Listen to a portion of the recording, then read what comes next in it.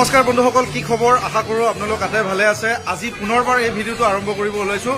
আজি মই উপস্থিত আছোঁ মোৰ গুৱাহাটীত অৱস্থিত এই কাৰ্যালয়ত।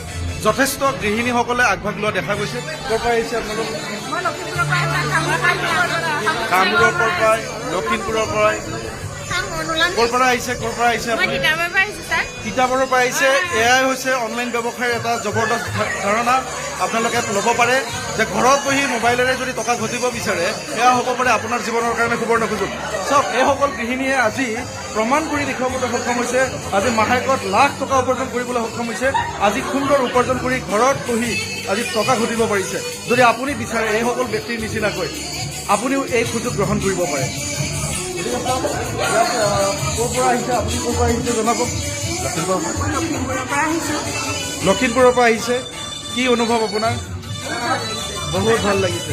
এয়া যথেষ্ট দেখিয়ে